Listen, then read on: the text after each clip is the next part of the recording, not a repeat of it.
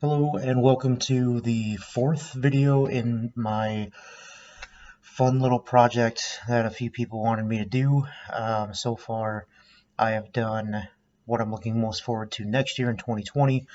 I've done my least favorite movies of 2019.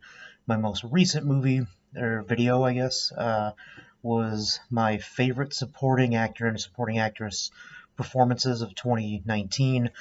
Now I'm going to talk about my favorite lead performances of 2019, both actor and actress. Just like, again, I'm going to do this disclaimer every time. These are just my personal favorites. Some of them will not be talked about for any awards at all. There could just be some that I really like, some that's, I think, perfect casting, um, just made movies better. Whatever you want to use to describe it. These are just what I walked away looking at the list of all the movies I've seen this year, what I found to be the best lead performances, in my opinion. Very subjective for 2019. So I'm going to do the list of actresses first, and then I will go into actors to do kind of a swap of my last video. So for lead actress performances, a couple of my honorable mentions would be Octavia Spencer in the horror thriller movie Ma. I thought she played both a sweet, endearing woman when she needed to be very well, but she turned on the crazy. And while this movie, especially the third act, gets too deep into the crazy for me, she played the role beautifully. She was as creepy as she needed to be, and good lord was she creepy. So for that, Octavia Spencer is one of my honorable mentions. The other one is Jessica Roth, who, if you don't look her up, I'm sure you don't know who that is. Jessica Roth played the lead actress in the original and the sequel to the Happy Death Day movies. So this one specifically, Happy Death Day to You. This is one that I feel like Jessica Roth is just perfect for this role. She was the right amount of funny. She was the right amount of just personable. She was the right amount of. Uh, she was the right person for this role. I really can't uh, word it any other way. She was perfect for the role. I loved Jessica Roth. I really like both of these movies, to be honest. The original Happy Death Day to You, I think they're both solid movies, and I think Jessica Roth is one of, if not the main reason for that. So those are my two honorable mentions. Looking at my top five for my favorite lead actress performances of the year, number five, and I'm gonna hope I pronounce this name correctly, Ana de Armas. She is the lead actress in the Rian Johnson whodunit movie Knives Out. She plays the caretaker, the nurse to Christopher Plummer's character, the patriarch of this family that goes under investigation when a murder takes place. Uh, Ana de Armas is she is incredibly endearing as the caretaker. You can tell how much she cared for Christopher Plummer's character. It's not just a caretaker to a patient relationship; they are genuinely close friends. And the there's a one shtick that she has when she basically she can't lie. She lying is just something that she cannot do, and it gives her a physical reaction when she lies, and I just found that incredibly entertaining. Um, she's really good in this role, and I like the movie Knives Out. I really do, and Ana de Armas is a woman who I didn't know anything about going into this, and I think she killed it, and I loved her performance. Number four. So if you watched my video about the favorite supporting roles, I mentioned that I was going to call out one male, one female that maybe is not as well known, but I really am excited for the future for these actors. and just to see where they went. So in the supporting role, it was Evan Alex, the young boy that played in the Family of Four, the movie Us. Number 4 for my support, or for my lead actress performances, is the female, at least in my opinion, to watch out for, Samara Weaving. She plays the bride and the lead actress in the horror movie Ready or Not. I went into this movie not knowing what to expect. I was really excited about the trailer because it's a deadly game of hide and seek. That's what it looked like it was going to be. And Samara Weaving was amazing as the bride. I know going into this, and I was one of the many people that probably thought it's the girl that looks like Margot Robbie but is not Margot Robbie. After seeing this movie, I will now refer to her as, oh, that's Samara Weaving, because she was like the terrified parts that she needed to be terrified in. You know, like a normal horror movie, she did very well. The very first line that she says in this movie is her by herself, basically getting ready for her wedding, and it's a really nice bit of comedy, which when you go in expecting a horror film and you get that little bit of comedy and that's sprinkled in a lot, and it worked very well for me. Samara Weaving really did well, and she just played this beautifully. My top 3, even up until I pressed record on this video, I kept interchanging all of my top 3 back and forth, because these 3, even as much as I liked Samara Weaving and as much as I liked Ana de Armas, these 3 were just on a completely other level for me. Starting with number 3, and she was actually also on my list for best supporting roles. This is Scarlett Johansson in Marriage Story, the Netflix movie. The first maybe 15 or 20 minutes of this movie, it just seemed very dry. But when it picks up, and if you don't know what the movie Marriage Story is, it's basically 2 people that are looking at getting a divorce, but they're trying to keep their family intact, and basically what happens when lawyers get involved. Very brief synopsis of it. But Scarlett Johansson, there are scenes that she has to do, and they're not cut scenes, so it's not where you see her and then there's obviously a stop on the camera, then it re-records, where she has to walk into one room, or walk from one room, having a normal conversation, trying to keep it all together with her possibly soon-to-be ex-husband, and then as she's walking out of frame, she's burst into tears because of the pain that she's going through. And you can see that throughout the entire movie. She is somebody that, you know, just the struggle of going through this process, wanting to make sure that their son is not scathed or is not harmed in this process. She kills it in this movie, and it made the movie incredibly painful, but at the same time, it's a fantastic role, and honestly, I would not be surprised if she actually does get nominated for Golden Globes, Oscars. I feel like it'd be very well deserved. Number 2 for me is also a horror movie.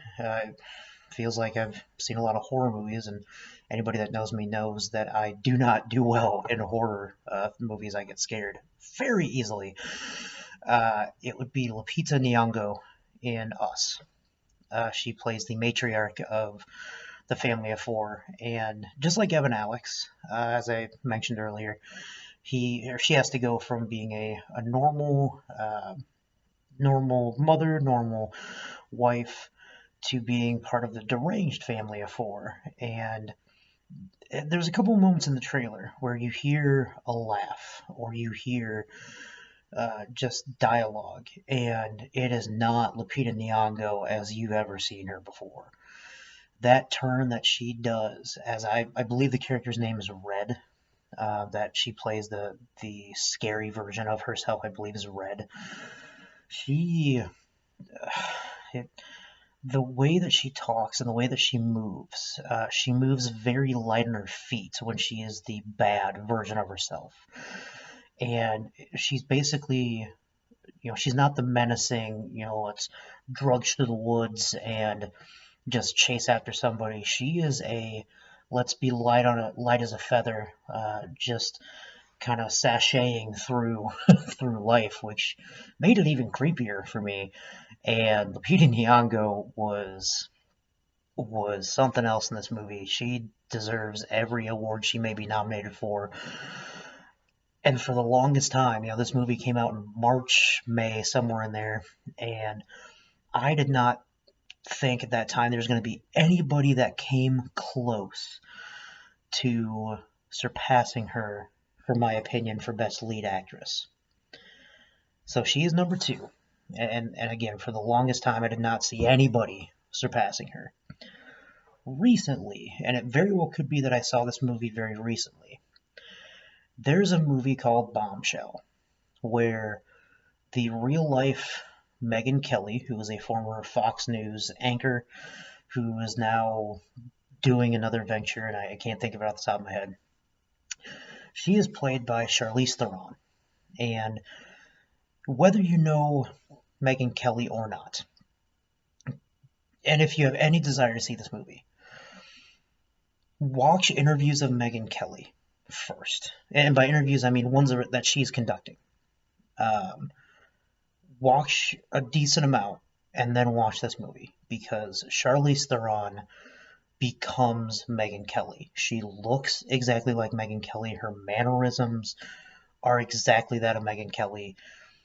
This is the epitome of transforming into a role, which, if you're transforming into a role, that's one thing. But when you can truly mimic and just be one with a real life person who people can compare you to, is remarkable. And whatever your political leanings are aside, because this can be seen as a political type of movie, Charlize Theron is incredible as Megyn Kelly. I absolutely expect her to get nominated for an Oscar. Frankly, I hope she wins it. She was just incredible. So that's my list for my favorite lead actress performances. Now I'm going to get into the best lead actor, in my opinion.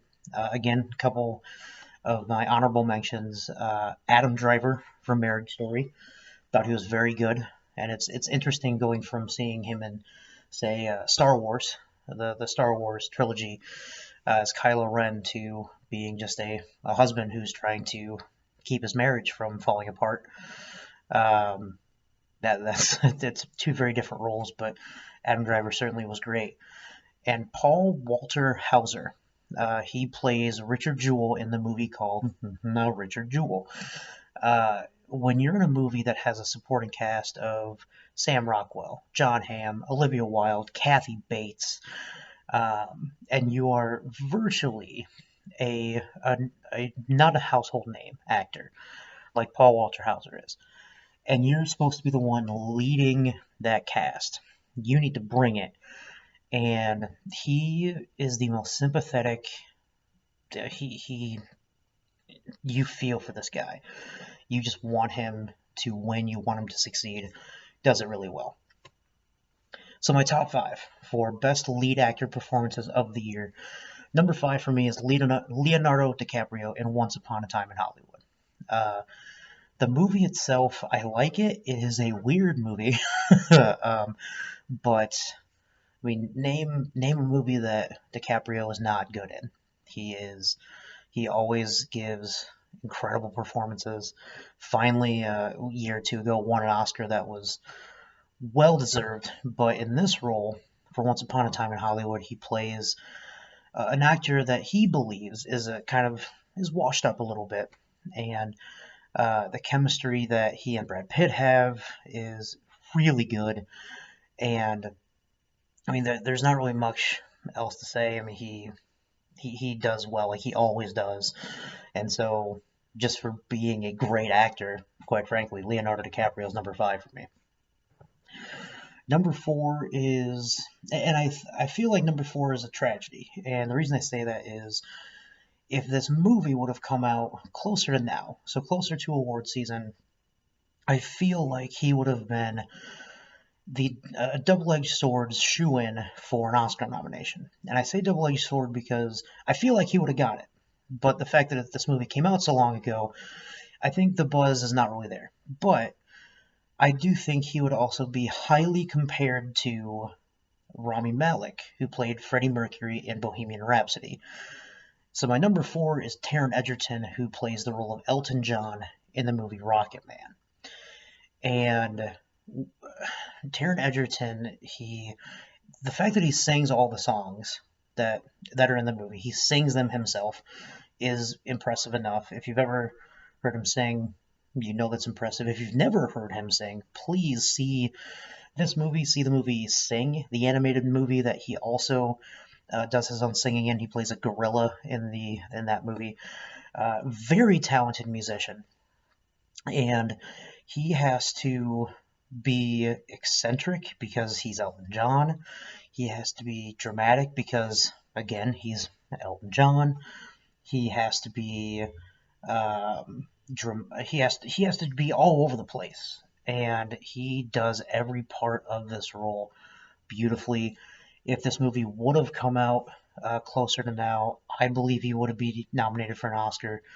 The fact that it's too early and I think people stopped talking about it, I think that really hurts him, and that's a shame because this movie's good. He was great. So Taron Egerton, number 4 for me. Number 3 is somebody that will not be nominated for any awards, but this is the epitome of perfect casting, and it's Zachary Levi in Shazam. There is, in my opinion, while some of these other movies, like let's say Once Upon a Time in Hollywood, there are other actors that probably would have played Leonardo DiCaprio's role and played it very well. I cannot think of another actor who could have played the adult version of Billy Batson or Shazam and done it like Zachary Levi did. He is truly a child in an adult's body who is a superhero. He has that childlike glee on his face when when he finds out he can fly, or he finds out he has all these different abilities, and it's the quintessential story about how somebody, kid maybe, or even adult, but somebody that doesn't start the movie as necessarily the greatest person in the world turns it around and uses his powers, which in this case it has real powers now, for good. Zachary Levi has the comedy in this movie is outstanding. I was really laughing hard. I saw this movie a couple times in the theater. Just a great performance by Zachary Levi. Number 2 for me is a movie that I was excited to see, and also nervous because I knew nothing about the subject matter. But when you have a movie that you steal every scene you're in, you deserve awards. And for me, that's Christian Bale in the movie Ford v Ferrari. Christian Bale, I'll kind of use the same argument that I do Leonardo DiCaprio. Christian Bale is a phenomenal actor, and he can transform into any role that he does. He loses an incredible amount of weight for this role because we've seen him, and his most 2 recent roles are this movie where he is a very skinny, almost sickly looking car junkie mechanic. Previously, he played Dick Cheney in the movie Vice, and the fact that he can go from one role to another, and I know he didn't gain all of the weight that he was portraying in Vice, but the fact that he can go from that role to this role, and when he is on screen, you are glued to Christian Bale. He has an accent that just draws you in. His comedy, when he's driving the car, there's some intense scenes, but he just makes the movie so enjoyable. So for that, Christian Bale is my number 2 favorite lead actor performance. And I know some may say that Matt Damon is more of the lead. I get that, and I think Matt Damon's good in this. For me, I'm going to take Christian Bale as my number two and take him as the lead actor in this movie. Number one, if my number one lead actor performance of the year, if you've talked to me at all about movies, this will not be any surprise. I saw this movie, I want to say 3 times in the theater, and was floored every time. Joker, Joaquin Phoenix. This is his movie. Joaquin Phoenix. So for those who have seen Joker, just think for a second and think about the scenes that Joaquin Phoenix are not in. He's in every scene. Whereas other people on this list, Zachary Levi, Christian Bale, even Taron Egerton, a movie about Elton John, there are numerous scenes you can think of that Taron Egerton is not in because it's a story about his life, sure, but there's other parts of it that could be some side characters out having a conversation. There is not one scene in this movie where Joaquin Phoenix is not in. And I can understand people saying, well, that's going to really draw away from this because you get so much of Joaquin Phoenix. While I understand that, his performance is just magnetic. It is truly, truly great. And he draws you in as somebody that right away is down on his luck. You feel bad for him. He's the Joker, though, so he does some horrendous, heinous things by the end of this movie. But you still feel bad for him because of what he went through and how he snaps. And the fact that he pulls that off, that you know how horrible of a human being he is, but you feel so bad for the man behind the act. Joaquin Phoenix is an incredible, incredible Joker. And I know in an interview recently he said that he would potentially think about playing the Joker again if the director, I believe his name's Todd Phillips, is the director again for Joker 2, and that's the only way that he will play the Joker again. So on behalf of everybody that has seen the Joker, Todd Phillips, who I have not met, nor will I ever meet because I live in the Midwest and I don't do this for a living, please, I implore you, direct Joker 2 because I need to see Joaquin Phoenix again as the Joker. One of the best acting performances I've seen, period, in years. He deserves the Academy Award, deserves the Golden Globe, deserves the SAG, deserves the whatever other award you want to put in there. Joaquin Phoenix, unbelievable. So there you have it.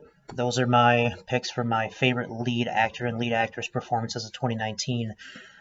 Coming out here soon will be my final video of the year, and that will be my top 10 movies of the year. So once again, thank you so much.